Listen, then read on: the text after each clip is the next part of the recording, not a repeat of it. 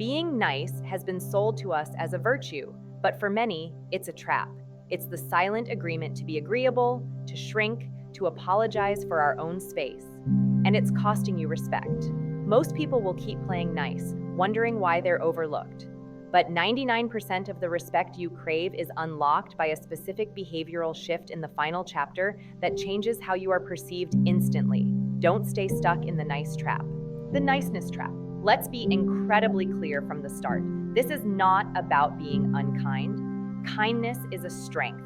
It's rooted in empathy, compassion, and genuine care for others. The issue we are tackling today is niceness, which is something entirely different. Niceness, in the way it's often socially programmed, is a behavioral strategy rooted in fear. It's the fear of being disliked, the fear of conflict, the fear of taking up too much space. It manifests as being overly agreeable, excessively apologetic, and chronically conflict avoidant. The science behind this is fascinating. Our brains are wired for connection. When we receive social approval, our brain releases oxytocin and dopamine, which feel good. So we learn to repeat the behaviors that get us that approval.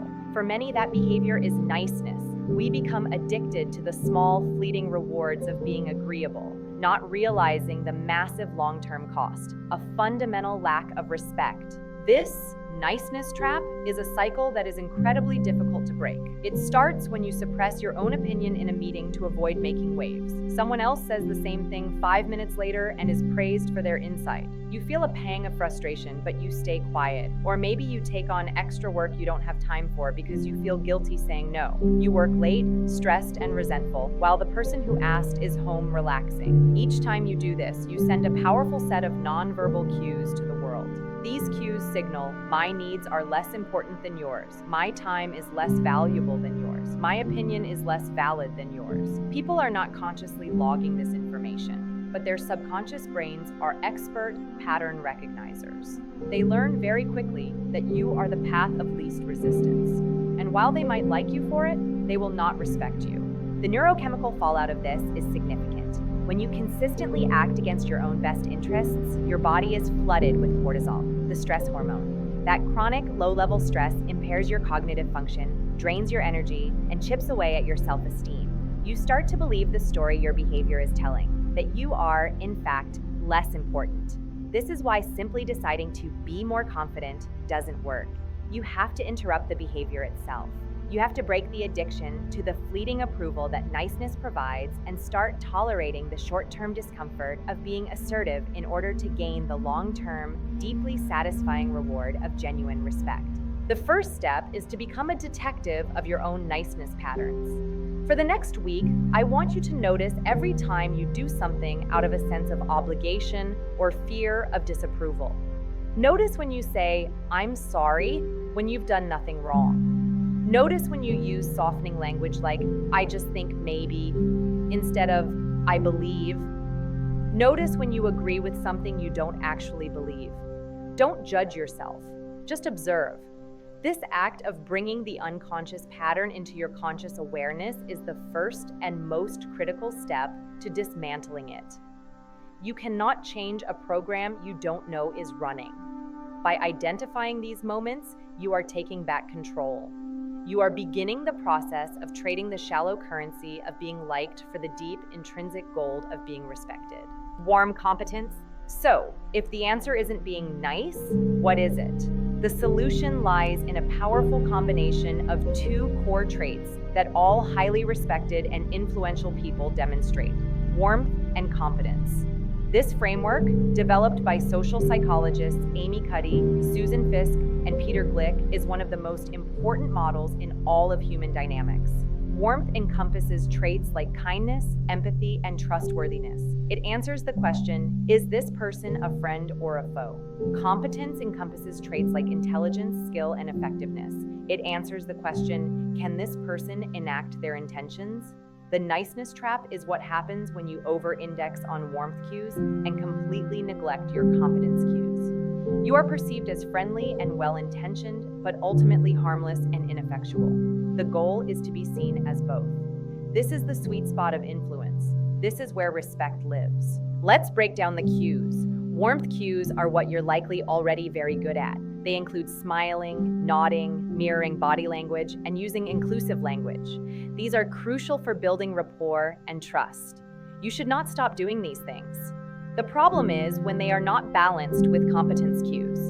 Competence cues are the signals that you are powerful, capable, and in control of yourself and your environment.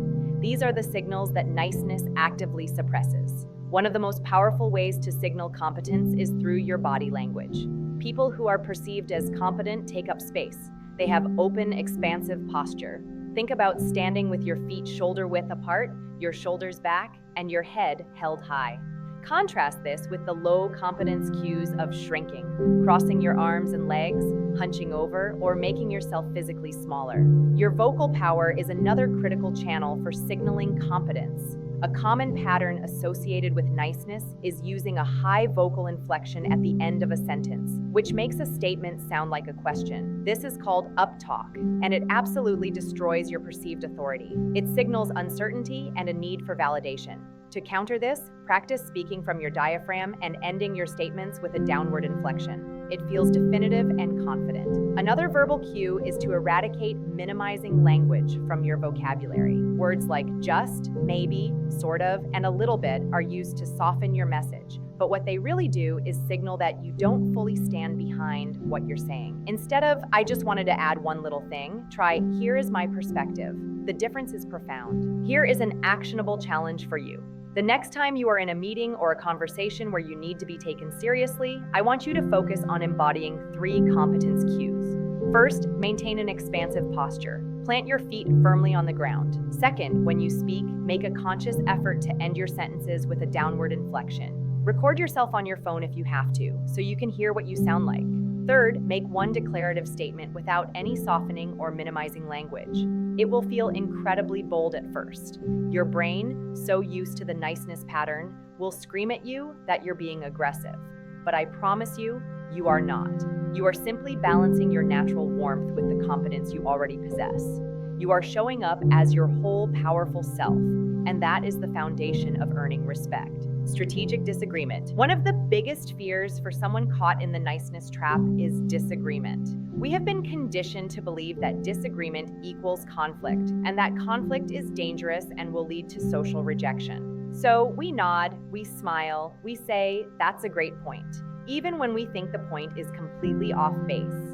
But here is a fundamental truth that respected people understand. Strategic, respectful disagreement is one of the most powerful tools for building respect. When you avoid disagreement at all costs, you are non-verbally communicating that you either don't have an opinion of your own or you don't trust your opinion enough to voice it. You are signaling that you are a follower, not a leader.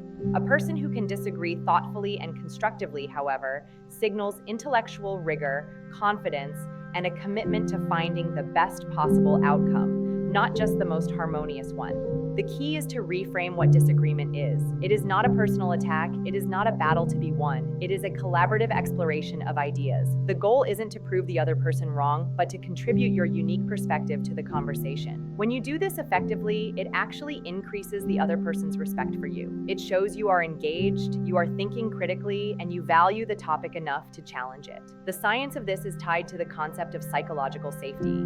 In teams and relationships where people feel safe enough to disagree, innovation, trust, and performance skyrocket. By initiating a respectful disagreement, you are actually being a leader by helping to create that environment of safety. You are signaling, this is a place where diverse ideas are welcome. So how do you do this without activating the other person's defensive instincts? You need a framework. I call it the validate and pivot technique. It's a simple 2-step process that balances warmth and competence perfectly. First, you validate. This is the warmth piece. You genuinely find something in their argument that you can agree with or acknowledge. This shows you are listening and you respect their contribution. You might say something like, I really appreciate the point you made about efficiency. That's a critical piece of this puzzle. Or, I see exactly where you're coming from on the budget concerns. This validation lowers their defenses and makes them receptive to what you are about to say next. The second step is to pivot. This is the competence piece. You use a bridging phrase like and, at the same time, or an additional perspective to consider is, and then you state your differing opinion clearly and concisely. backed by your reasoning. For example, I see your point about the budget, and I believe that investing in this new software now will save us more in the long run by reducing man-hours. Notice the use of and instead of but. The word but negates everything that came before it. The word and is additive. It signals that you are building on their idea, not tearing it down. This simple technique allows you to be both collaborative and assertive. You are not being disagreeable. You are being a critical thinker. You are not being difficult. You are being a valuable contributor. Mastering this skill is non-negotiable if you want to move from being liked to being respected. Valuable resource. We have now arrived at the final and most powerful shift. This is the core principle that ties everything together. After you've learned to balance warmth with competence and to disagree strategically, you must embody the mindset that you are a valuable resource. This is the ultimate antidote to the niceness trap. People who are stuck in niceness operate as if their time, energy, and attention are infinite, universally available commodities. They answer emails at all hours, say yes to every request, and allow their boundaries to be constantly eroded. This behavior sends the clearest possible signal of low value. The economic principle of scarcity applies directly to social dynamics. That which is abundant is perceived as less valuable, and that which is scarce is perceived as more valuable. To gain respect, you must learn to treat your own time and energy as the scarce, precious, and valuable resources they are. This is not about playing games or being artificially unavailable. It is about having a deep, unshakable belief in the importance of your own mission, your own goals, and your own well-being. When you truly value what you are here to do, your boundaries become a natural and non-negotiable extension of that value. You don't have to agonize over saying no to a request that derails you from your priorities. The no becomes an obvious and logical choice. This is the difference between setting a boundary out of fear and setting a boundary out of purpose. A boundary from fear feels like a confrontation. A boundary from purpose feels like an act of integrity. It's a quiet, powerful declaration that your focus is committed to something important. Here are the practical applications. Stop apologizing for having boundaries. Instead of saying, "I'm so sorry, but I really can't help with that right now," try a simple and clear, "Unfortunately, I don't have the capacity for that." No apology, no over-explanation. The less you justify your boundaries, the stronger they are. Another powerful application is to create intentional friction in your accessibility. Don't respond to non-urgent emails the second they arrive. Schedule specific times to check your messages. This trains people to understand that your attention is not available on demand. It signals that you are in control of your own focus, which is one of the highest level competence cues you can possibly send. It shows that you are the one directing your energy, not the endless stream of external demands. This shift is the ultimate game changer because it's not just a technique, it's an identity. You stop seeing yourself as a service provider for everyone else's needs and start seeing yourself as the CEO of your own life. Your time is your most valuable inventory.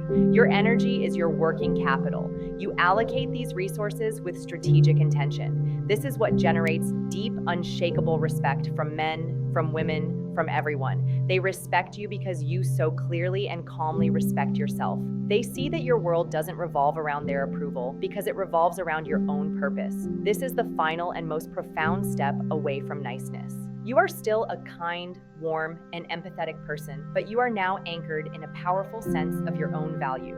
You were not put on this earth to be a supporting character in everyone else's story. You are the protagonist of your own. When you stop performing niceness and start embodying self-respect, you give everyone around you the permission to do the same. You don't gain respect by being agreeable. You gain it by being authentic, by being purposeful, and by having the courage to honor your own value. That is the kind of power that doesn't need to be loud because it is felt in everything you do. Be honest. Which niceness habit do you feel is holding you back the most? Over apologizing, using minimizing language, or avoiding disagreement? Let's talk about it.